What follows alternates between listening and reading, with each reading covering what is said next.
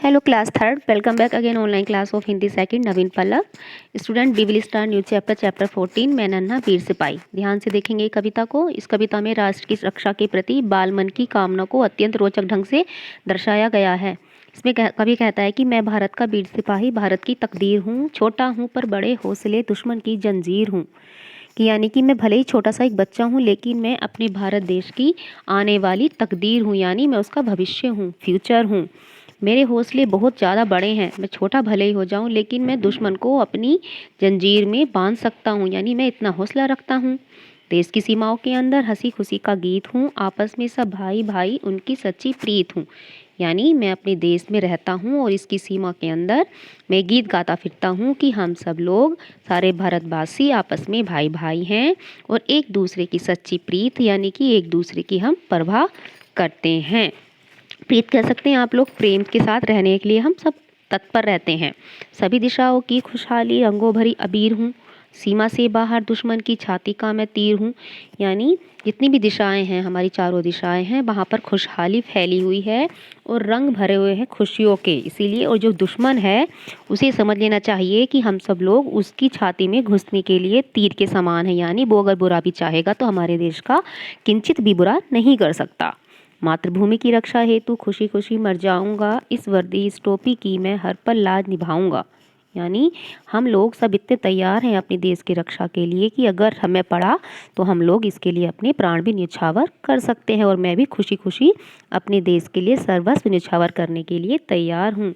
और इसमें जो इस वर्दी इस टोपी की मैं हर पल लाज निभाऊंगा, यानी जो मुझे वर्दी, जितने भी हमारे वीर सैनिक जवान हैं अपनी इस टोपी और वर्दी की लाज के लिए अपना सर्वस्व निछावर करने के लिए तैयार रहते हैं। छोटा नहीं समझना मुझको, शूरवीर बलबीर हूँ, नहीं शत्रु को पीठ दिखाऊं ऐसा मैं रणधीर हूँ।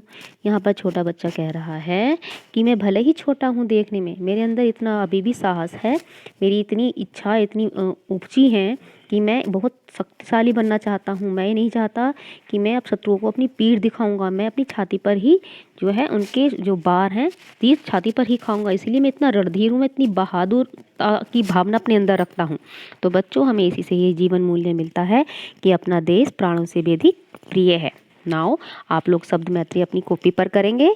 अब देखेंगे प्रश्नोत्तर। नन्हा वीर सिपाही सीमा के बाहर क्या है? नन्हा वीर सिपाही सीमा के बाहर दुश्मन की छाती का तीर है। मातृभूमि की रक्षा के लिए नन्हा वीर सिपाही क्या कर सकता है? मातृभूमि की रक्षा के लिए नन्हा वीर सिपाही खुशी खुशी मर भी सकता है। किसकी लाज निभाने की बात कही गई है? अपनी वर्दी और टोपी की लाज निभाने की बात कही गई है। बालक किस प्रकार रणधीर है? बालक शत्रु को पीठ नहीं बेटा पीठ हो जाए कर लेना सही, इसको पीठ नहीं दिखाता है, इस प्रकार वह रणधीर है। तुक वाले शब्द लिखिए।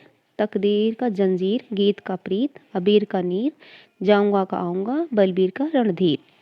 उदाहरण के लिए मेल कीजिए। 1 2 3 4 5 डालेंगे इस तरह से, और मैच मिलाने की जरूरत नहीं, केवल आप नंबर ही डालेंगे 2 4 5 1 3। नेक्स्ट क्वेश्चन देखेंगे। लिखा हुआ है यहाँ पर अनेक शब्दों के लिए एक शब्द लिखिए। देश की रक्षा करने वाला सैनिक, जन्म लेने का स्थान मातृभूमि, जो जीता न जा सके अजीत, जो कभी मरे नहीं अमर, प्रतिदिन होने वाला दैनिक।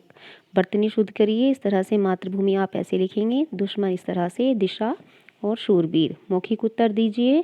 हमारे दो राष्ट्रीय पर्व कौन कौन से हैं? स्वतंत्रता दिवस, गणतंत्र दिवस। स्वतंत्रता दिवस के अवसर पर लाल किले पर ध्वजारोहण कौन करता है? प्रधानमंत्री। हमारे राष्ट्रगान का लेखक रविन्द्रनाथ टैगोर जी हैं। राष्ट्रपिता किन्हें कहा जाता है? महात्मा गांधी को। अगला है कुछ अलग कीजिए। अपने विद्यालय में स्वतंत्रता दिवस किस तरह मनाया जाता है? 5 वाक्य लिखिए। ये आपका होमवर्क है, सारे बच्चे इस पर अपने 5 पंक्तियाँ लिखेंगे। खेल खेल में समझकर शब्द बनाइए। सूर से शूरवीर, धर्मवीर, रणवीर, कर्मवीर और महावीर। ठीक है बच्चों, अब हम स्टार्ट करेंगे न्यू चैप्टर 15 चंद्रवस्ती की सैर। बच्चों इस विज्ञापन कथा में लेखक ने कुछ बच्चों एवं अपने माता पिता को चंद्रवस्ती की सैर कराई है। कहानी काल्पनिक है किंतु इसमें अंतरिक्ष यात्रा से संबंधित कुछ तथ्यों की सामान्य एवं रोचक जानकारी भी दी गई है। बच्चों के लिए सुनहरा अवसर, अंतरिक्ष यात्रा का प्रशिक्षण प्राप्त करें और चंद्रमा पर 3 माह मम्मी पापा के साथ मुफ्त सैर करें। तो बच्चों यहाँ पर जो है ना जाने का मौका मिल रहा है बच्चों को अंतरिक्ष अनुसंधान में, इसरो में। तो ये सब सुन करके जब फ़ोन आता है तो साथ भी कुशल पड़ता है। और कहता वाह मेरी तो सच में लॉटरी खुल गई है। चंद्रमा की सैर वह भी 3 महीने। तो सात्विक जाने कब से चंद्रमा पर जाने के सपने देख रहा था बच्चों। इससे बढ़िया और मौका मिल भी नहीं सकता था। सात्विक ने झटपट संगीत को भी फोन मिला दिया कि क्या तुमने टीवी पर इसरो का विज्ञापन देखा। तो सात्विक कहता है हाँ देखा तो था, मैं तो खुद बड़ा होकर अंतरिक्ष यात्री बनने और चंद्रमा पर रहने के बारे में सोचता रहता हूँ। वैसे भी धरती पर रहते रहते काफ़ी ऊब चुका हूँ। चलो ध्वनि से भी बात करते हैं, शायद चंद्रमा की सैर पर वह भी चलना चाहेगी। फिर ध्वनि से फ़ोन लगाते हैं। फिर ध्वनि कहती है बच्चों कि मैं तो तुम दोनों का ही इंतजार कर रही थी, भला ऐसा कौन हो सकता है जो कि तुम दोनों जाओ और मैं धरती पर ही रह जाऊं। तो तीनों बच्चों चंद्रमा जो है इसकी सैर के बारे में अपने अपने मम्मी पापा को बताते हैं और ईमेल पर अपना आवेदन इसरो के लिए वो वहाँ के जो है मुख्यालय पर भेज देते हैं। उसके बाद में क्या होता है, वहाँ पे जो प्रशिक्षण संस्थान है वहाँ पे सात्विक, संगीत और ध्वनि जो बच्चों जाने के लिए तैयार हो जाते हैं, उनका प्रशिक्षण शुरू हो जाता है। और बच्चे भी आए हुए थे, तो बच्चों के साथ उनके मम्मी पापा को भी जो है प्रशिक्षण दिया जा रहा था, क्योंकि बच्चे तो अपने माँ बाप के साथ ही जाने थे। फिर एक दिन बच्चे चंद्रमा की सैर पर रवाना हो गए। वहाँ पर भास्कर रॉकेट ने श्री हरिकोटा के सतीश धवन प्रक्षेपण केंद्र से उड़ान भरी और गहरे काले अंतरिक्ष में चंद्रमा सचमुच बहुत खूबसूरत लग रहा था। तो अंतरिक्ष यान चंद्रमा पर उतर गया। स्पेस सूट पहने बच्चे अपने मम्मी पापा के साथ चंद्रमा पर बसी मानव बस्ती को दाखिल हुए। यह चंद्रबस्ती भी क्या थी, कांच के एक विशालकाय गोले के भीतर ढेरों मशीनों और रोबोटों का एक जीता जागता शहर थी बच्चों। यहाँ धूप और हवा तो थी नहीं, चारों तरफ केवल सन्नाटा ही था। तो बच्चे चंद्रबस्ती में तो पहुंच गए, खुशी से कंगारों की तरह उछल रहे थे कि हम तो नए स्पेस क्राफ्ट में आ गए। तभी क्या हुआ, वहाँ पे ईयरफोन पर एक संदेश गूंजा कि बच्चों शैतानियाँ बंद करो, चुपचाप अपने कमरे में जाओ, ध्यान रहे कमरे के बाहर जरूरत पड़े तभी निकलना, और वो भी अपने पेरेंट्स के साथ। तो बेचारे बच्चे जो है ना उछलना वो बंद कर देते हैं, उनका उत्साह सारा डूब जाता है। फिर वो जाकर स्पेस सूट पहनकर उतार करके अपने कमरे में जा करके फिर जो है सो जाते हैं। चंद्रमा पर रहते बच्चों को कई दिन बीत गए थे और कमरों के भीतर रहते रहते हुए ऊबने भी लगे थे। कमरों के भीतर कैमरे भी लगे हुए थे जिससे वैज्ञानिक उनकी हर एक्टिविटी पर नज़र रख सकते थे। तो माइक पर हर समय जो है यही बात गूंजती रहती है कि बच्चों ऐसा मत करो, वैसा मत करो। घूमने फिरने के लिए मनाही हो गई, उनकी शरारतें भी बंद हो गई क्योंकि उन्हें मना कर रखा था। लेकिन जैसे आप अर्थ पे पृथ्वी पर खेलते थे ना बच्चे, तो सारा याद करके रोने लगे कि हम तो बहुत ही गलत परेशान हो गए यहाँ पर आकर। तो सात्विक ने जैसे ही करारा शॉट लगाया तो गेंद जो है चंद्रबस्ती के ऊपर लगे कांच के जो है कवर था ऊपर का बाहर का, उस पे जाकर टकरा गई। तो वैज्ञानिकों ने फिर उसको सात्विक को डांट लगा दिया। फुटबॉल खेलने पर भी ऐसा ही कुछ हुआ। संगीत ने किक तो लगाई, फुटबॉल जो है मीलों दूर चली गई। फिर बच्चों को खेल से रोक दिया गया।